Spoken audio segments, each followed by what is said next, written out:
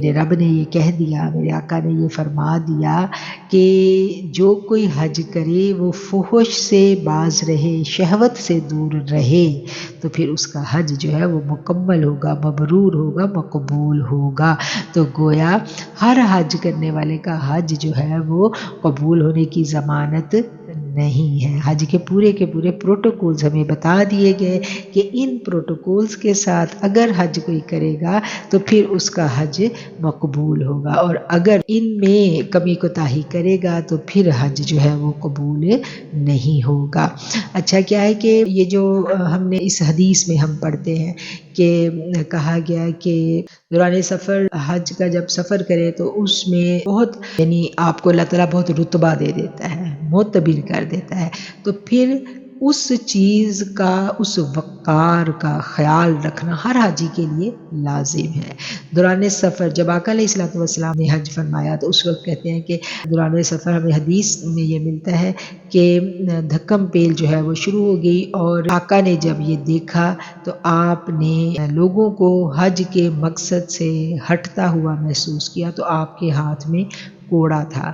آپ نے اسے لہراتے ہوئے فرمایا، اے حجاج کرام، سنجیدگی اور وقار اختیار کیجئے، نیکی اچھلنے کودنے کا نام نہیں ہے۔ یعنی حج کا سفر جو ہے اگر حاجی اتنا معتبر ہو جاتا ہے کہ ایسے ہو جاتا ہے حج کرنے کے بعد کہ گویا وہ آج ہی پیدا ہوا ہے، اگر اتنا بلند مرتبہ اس کو ملتا ہے تو یہ یاد رکھنا چاہیے کہ اس کی قیمت کیا ہے، اس کا پروٹوکول کیا ہے، اس کی لوازمات کیا ہیں جس کا ایک حاجی کو لازمی خیال رکھنا ہوتا ہے۔ اس کے لوازمات میں سب سے اولین جو چیز آتی ہے وہ یہ آتی ہے کہ مکمل طور پر اتباع اختیار کرنی، اور وہ جو لباس ہی اتروا دیا گیا ہر طرح کہ جب ایک حاجی جو ہے اپنا لباس اتارتا ہے اللہ کے لیے تو وہ 2 چادریں زیب تن کر لیتا ہے، بالکل ایسے اس کے لیے اب خوشبو لگانا منع ہے، اس کے لیے اب کسی قسم کی جو کیا کہنا چاہیے تعیش کی چیزیں ہیں وہ منع کر دی گئی، لیکن وہ خوشبو والا صابن بھی استعمال نہیں کر سکتا، اور وہ یعنی اب اگر اس کے اوپر کوئی جسم پہ کوئی کیڑا بھی ہے، کوئی ایون کہ کوئی جوں بھی ہے تو اس کو بھی وہ نہیں مار سکتا، ٹھیک ہے نا۔ اور ہر طرح کی فحش گوئی سے، اور بڑی احتیاطیں ہیں احرام کی کہ احرام میں ہر طرح جو ہے اب وہ ایک اس میں آ گیا، ایک حصار میں آ گیا ہے جس کا اسے خیال رکھنا ہے۔ اب اس کو اپنی زبان کی حفاظت کرنی ہے۔ زبان کی حفاظت کیسے ہے کہ ہر لغو بات سے کہا گیا نا کہ زیادہ بولنا بھی شہوت ہے، تو زیادہ بے ضروری بولنا، بے ضروری ابھی آج کل تو وہی بات ہے کہ موبائل جو ہے یہ سب سے بڑا امتحان ہے ایک حاجی کے لیے، کہ اپنی آنکھوں کو، اپنے وقت کے ضیاع کو روکے رکھنا اس موبائل کی وجہ سے، ٹھیک ہے نا۔ تو یہ بھی ایک بڑا امتحان ہے، بڑا کڑا امتحان ہے۔ اور حج میں جو لغو باتوں کا یہ نہیں ہے کہ یہ کوئی آج کے دور میں یہ امتحان شروع ہوا ہے یا آج کے دور میں، یہ ابتدا تو یزید نے کر دی تھی، کہ یزید کا ہم جب حج کا سفر پڑھتے ہیں تو یزید جب حج کرنے گیا تھا تو اس نے کیا کیا تھا، وہ اپنے ساتھ موسیقی کے آلات لے کے گیا تھا، آلات موسیقی ساتھ تھے، شراب کے مٹکے ساتھ تھے، اور حج کرنے جا رہے ہیں۔ تو وہ یزید کا حج آج تک آپ دیکھیے کتابوں میں محفوظ ہے، اور ہر کوئی جو پڑھتا ہے وہ اتنا حیران ہوتا ہے کہ ہیں حج کے سفر میں آلات موسیقی، حج کے سفر میں شراب، یہ کیسا حج ہے۔ تو آج ہم اپنا حج دیکھیں، یہ جو ہمارے ہاتھوں میں ہے، ہم آگے جاتے ہیں، سجے سجائے کمرے ہمیں ملتے ہیں، وہاں پر ٹی وی موجود ہے، اور ٹی وی میں ہمارے پاس ہاتھوں میں انٹرنیٹ موجود ہے، تو آلات موسیقی تو ہمارے ہاتھوں میں موجود ہیں۔ یہ اس پہ قابو رکھنا، یہ اللہ تعالیٰ ہمت اور توفیق دیتا ہے، یہ آسان کام نہیں ہوتا۔ آپ تنہائی میں ہیں اور آپ کے ہاتھ میں موبائل ہے اور آپ کو عادت پڑی ہوئی ہے اس طرح کی کیا کہنا چاہیے وقت کا ضیاع۔ میں یہ نہیں کہتی ہوں کہ کوئی آپ بہت غلط چیز ہی دیکھیں، لیکن اگر آپ ایک ڈرامہ بھی حج کے دوران دیکھ لیتے ہیں تو کیا وہ جائز ہوگا؟ کچھ وقت کا ضیاع، ایک لمحے کا بھی دوران سفر، اور پھر گھر والوں کو لمحہ لمحہ کی رپورٹ دینا، لمحہ لمحہ کے سٹیٹس لگانا، لمحہ لمحہ کی زیارتیں کیمرے آن کر کے کروانا، تو کیا یہ لغو میں نہیں آ جاتا؟ اللہ نے تو کہا کہ جب تم میرا ذکر کرو تو سب سے کٹ جاؤ، یکسو ہو جاؤ. تو کیا ہم یکسو ہوتے ہیں؟ ہم اگر یکسو نہیں ہو رہے تو ہمیں دیکھنا ہے نا. وہ تو آلات موسیقی لے کے گیا تھا، تو آج دن تک لوگ اس پہ لانتیں ڈالتے ہیں اور آج دن تک اس کو برا کہا جاتا ہے. وہ تو یعنی ایک نیگیٹو کردار کے طور پہ موجود ہے. تو آج جس کے ہر ہاتھ میں آلات موسیقی موجود ہے، اس سے بچنا کیسے ہے یہ ہمیں یاد رکھنا ہے. کوئی لمحہ ایسا نہیں ہے کہ جب حج کا سفر ہو اور انسان اللہ کی نگاہ میں نہ ہو. تو خاص ایام ہے، وہ تو اللہ تعالیٰ کی خاص الخاص قربتوں میں ہوتا ہے انسان. اور ان قربت کے لمحات کو اگر کوئی شخص اویل نہیں کر رہا تو پھر ہمیں خود سوچنا چاہیے کہ ہمارا حج مقبول ہوگا کہ نہیں ہوگا. یہ ہر چیز کا جواب جو ہے وہ ہمارے اندر ہی موجود ہے. وہ اللہ نے کہا تھا نا کہ جب ان کو ان کے نامہ اعمال پکڑائے جائیں گے تو اللہ کہے گا لو پکڑو. اپنا حساب لینے کے لیے تو وہ خود ہی کافی ہو. تو ہم میں سے ہر فرد خود جانتا ہے وہ کہاں کھڑا ہے. ہم کسی کو نہیں بتا سکتے کہ کون کہاں پر ہے. ہر شخص کو خود پتہ ہوتا ہے کہ وہ کہاں پر ہے. ہمیں پتہ ہے کہ ہم کہاں پہ ہیں. ہمیں اپنی اصلاح کرنی ہے، ہمیں اپنے حج کو بچانا ہے کہ ہم اپنے حج کو بچا سکیں. کیونکہ اللہ نے رتبہ بہت بڑا دینا ہے. ساری زندگی کے گناہ، اگر 50 سال زندگی ہے، 70 سال زندگی ہے، سارے گناہ اللہ تعالیٰ معاف کر دے گا. اور ایسا انسان دھلا دھلایا واپس آتا ہے کہ کہا جاتا ہے کہ جب حاجی واپس آتا ہے تو ایسا جیسے بھی ابھی نوزائیدہ بچہ پیدا ہوتا ہے اور پھر کہا جاتا ہے جاؤ اس سے دعائیں کرواؤ. پھر لوگ جاتے ہیں اس سے دعائیں کرواتے. اتنا بلند مرتبہ ملنے والا ہے اور اتنے بلند مرتبے کی ہمیں قدر ہی نہیں، ہمیں پتہ ہی نہیں کہ ہم کس سٹیٹس پہ جا رہے ہیں. تو ہمیں تو اپنے موبائل پہ سٹیٹس لگانا ہے، ہمیں تو اس کا پتہ ہے.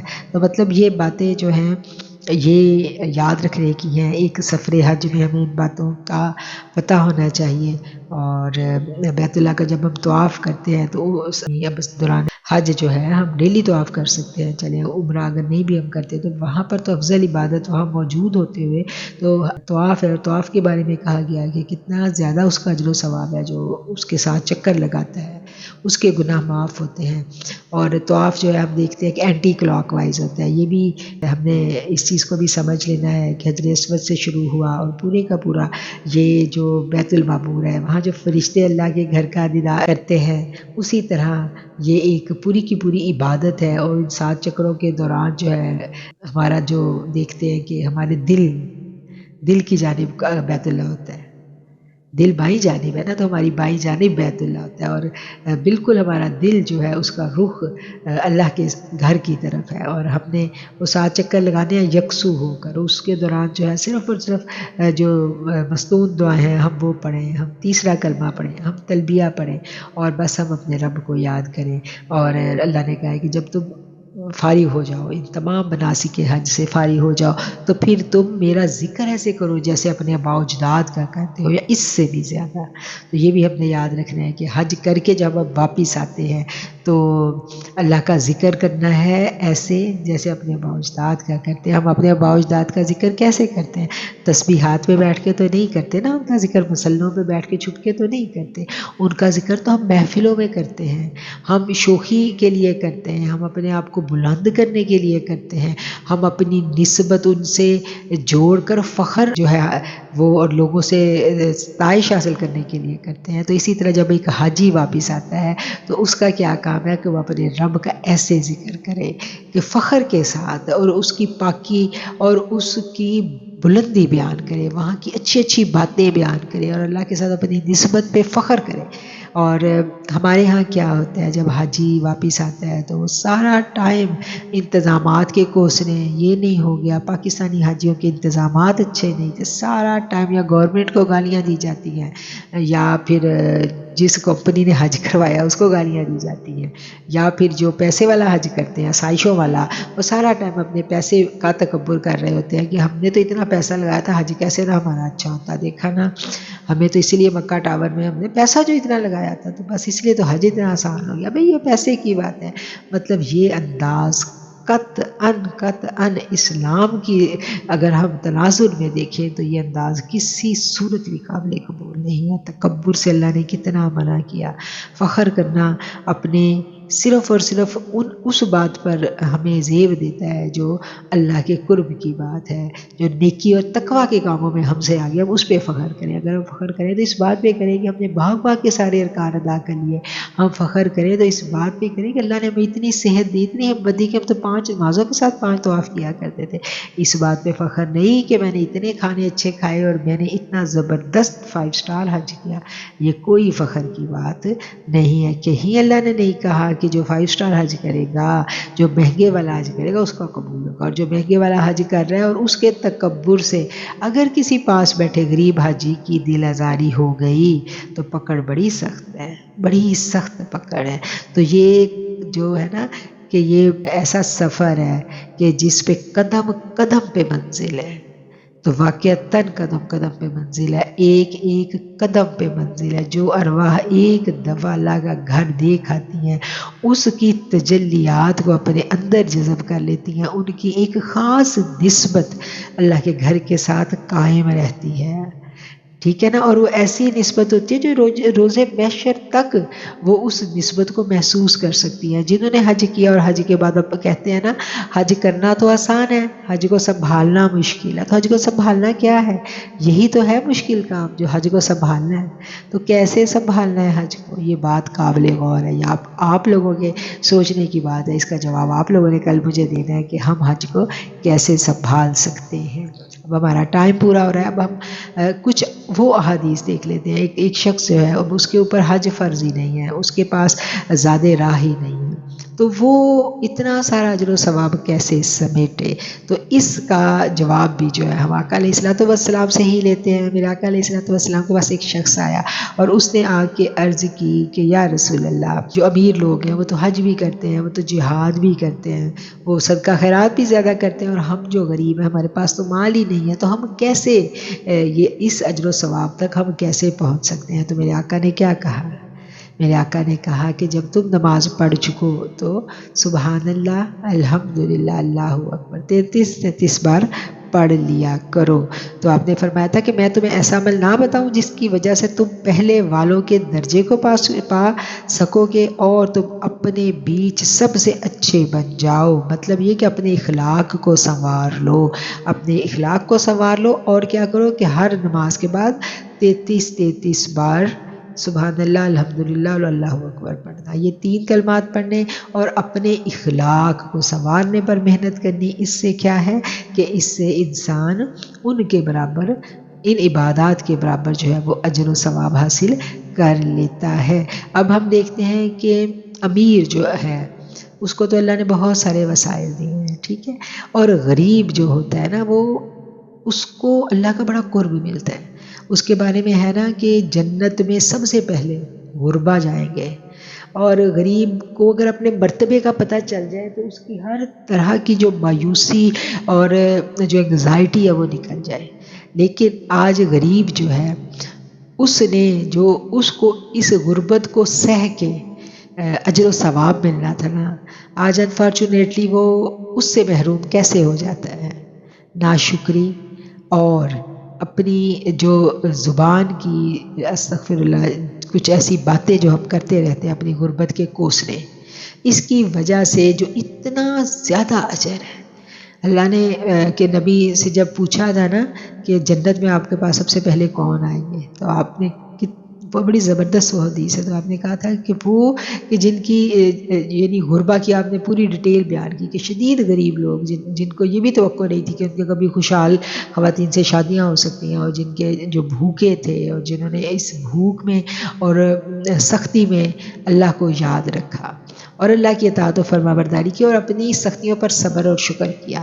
تو آج کیا ہے کہ آج غریب کے پاس صبر بھی ختم ہو گیا، شکر بھی ختم ہو گیا۔ یہ 2 چیزیں اگر غربت میں ہمارے پاس رہیں تو ہم سے زیادہ اللہ کا مقرب کوئی نہیں ہو سکتا۔ یہ بہت بڑی دولت ہے کہ جس میں حساب ہی کوئی نہیں، اور پھر آگے آقا کی جو میزبانی ہمیں سب سے پہلے ملے گی، آقا کا قرب سب سے پہلے ملے گا، صرف اور صرف غربت پر صبر اور شکر کرنے پر۔